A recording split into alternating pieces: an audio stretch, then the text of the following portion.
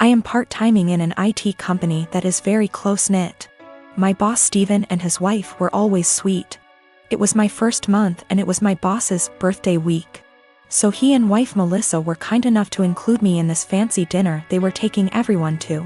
A week prior to the dinner, Melissa added everyone to a group chat and asked whether we had any suggestions on where to eat. I told her that I am fine with anything as long there are vegetarian options available or at least chicken. They brought their daughter Steph to the dinner and she is a sweet little girl.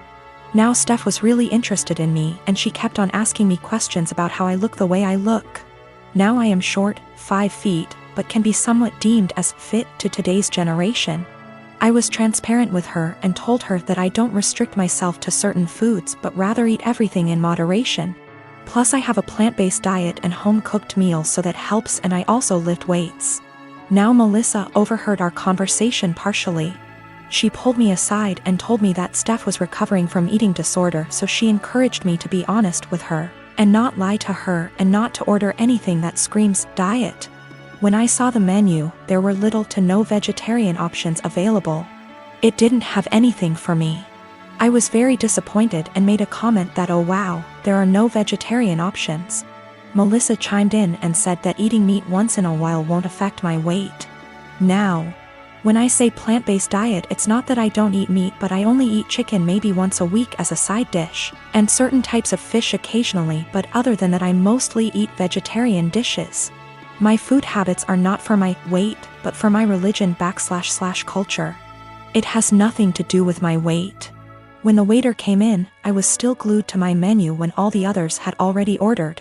Melissa said that oh she will have the duck too, and I interrupted and said that no, I will have the garden salad. I hate salads, but there were no other veg options. Melissa got quiet. After a few minutes she told me that I shouldn't have lied and lead on her daughter if I was going to order a skinny salad and starve myself. She said that I am just like those IG influencers who lie to impressionable young girls about their food habits and bodies, and I just proved that by ordering a salad after giving her daughter a "don't restrict yourself" speech, and I probably triggered her eating disorder. I tried to explain that I only ordered a salad because there was no other option in the menu for me, but then she said that I should have just sucked up and eaten the duck as it isn't going to affect my weight, but then again, I corrected that it is a religious thing and not a diet thing. She said that if I eat chicken then obviously I would eat other animals too, and I was just putting up an act. It was horrible. She completely tore me down and I immediately left. In January of 2019, my husband was diagnosed with a brain tumor. It was in a completely inoperable part of the brain and was told me had 6 months to live. He stuck it out and died in October, 3 months longer than he was expected to. He was always positive, and decided a few weeks after his diagnosis that he would write letters for our daughters for significant events in their lives. My husband was my soulmate, and the past few months have been difficult knowing I've lost him. We have 2 daughters, Mia who is 21 and Imogen, Imi, who is 19. All 3 of us have become a lot closer since their dad's death, and we've all really struggled. My husband and I were together since we were children. Got married when we were 18 and we were approaching our 20th wedding anniversary when he passed. In February of this year, Mia got married to a boy she's been with for about 6 years. I absolutely love her husband and he's been incredibly supportive during all of our grief. My husband wrote a letter for Mia to open on her wedding day. It's worth noting that my daughters were unaware of these letters. It was my job to give them to our daughters. Her wedding day comes around and I just can't bring myself to give her the letter. I read it and just wanted to keep it to myself. I had his handwriting and his words and it felt like he was there, and I couldn't bear the thought of giving that up yet. I was fully intending on giving her all the other letters as the events happened. Last week Mia and her husband bought their first home together. They'd been living at our home since they got married, and so had a lot of stuff to pack and move to their new house. Mia asked me where her important documents were, passport, birth certificate, etc. So I told her they were in my top drawer of my dresser in my bedroom. The only letter that was in there was the one I was meant to give her on her wedding day, the rest were hidden away. She immediately recognized his handwriting, and of course it was addressed to her, so she read it and broke down. She came and found me and started screaming at me asking how I could be so selfish. I didn't really know what to say apart from the fact that I wanted to keep it and she could take a picture of it. Both my daughters called me an asshole and are convinced I'm keeping them from a load of their dad's stuff. My husband had a serious injury weeks ago. He's bedridden and his family come to see him every day. Mother-in-law keeps drilling what I need to do to make my husband comfortable but does nothing to help. Just visits every day and sits around expecting to be fed and entertained. Sometimes Bil, his wife and kids join them and turn the house into a mess.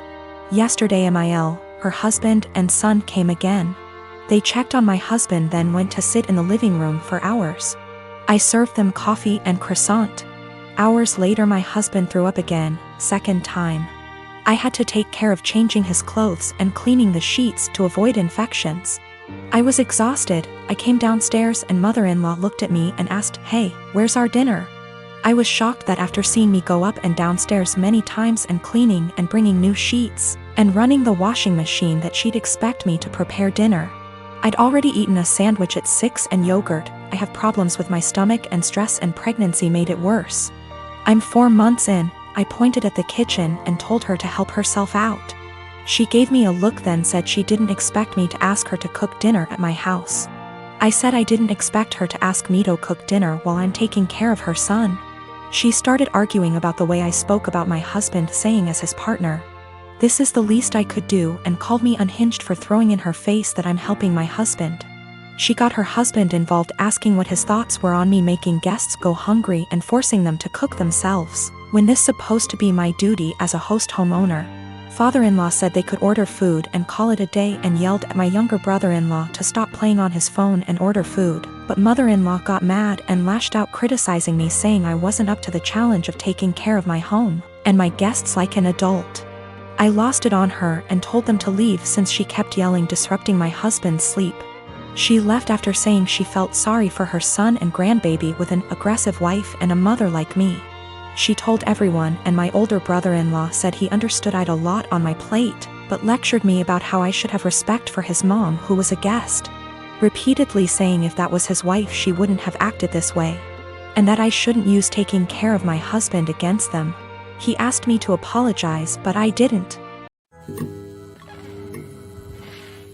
I am a 51 years old male, and I have 3 children, 1 girl, 1 boy, and 1 child is gender neutral. My son Eric is the oldest, Eva is the middle child, and Charlie is my youngest. I'm still very new to the whole LGBTQ thing so please correct me if I say something wrong. Now sadly when the children were all young their mother / my wife passed away in a car accident and I've been raising them by myself. Ever since as I've chosen to never remarry since my wife was / is the love of my life. I'll say I'm definitely not a perfect father but I've done the best I could to raise my children. Now Eva has always been a bit more wild than her other siblings even before her mother's passing. I've tried everything ranging from having sit-down talks with her to putting her in therapy as well as taking parenting classes and reading books to see what I could possibly do to help. Therapy did seem to help a little bit but decided to stop soon after she turned 18. Now let me tell you the story as to why I'm here now. My daughter Eva still lives with me and Charlie as she goes to school, and has definitely been home more due to the pandemic, but has started to go out more now that they are letting up on some of the regulations. Now I was out getting dinner with an old high school buddy of mine, when I get a panicked call from my son who had been at my house hanging out with his siblings. To summarize what he told me, he got into an argument with Eva and Charlie sided with him. Eva became very volatile and even called Charlie a slur, which is a big hell no for me. So I headed home and tried to calm everything down. I told Eva I didn't care about what they had been arguing about, and that she wasn't allowed to disrespect Charlie or Eric like that. Me and Eva ended up now being the ones to start arguing but I soon shut it down when I realized it wasn't gonna help. I forced her to apologize and took away her car privileges until she could learn to respect her siblings and I thought it was the end of that. Well, the next morning after work I ended up coming home and finding scraps of papers all over. At first I didn't get it but then soon found out that she cut up about half a dozen letters her mother had written me when I was much younger. I was livid. I know it was her because I have a couple cameras in my house. I just walked into her room and told her to get out. She was smug and rolled her eyes but then I yelled, "Get the out of my house, and she realized I was serious. She was crying and screaming, but I had felt sorta numb at that point, and she left with a friend of hers. But now I feel like I was being too harsh, but I wanna stand my ground. She did know about the cameras, but they're really just there for my dog.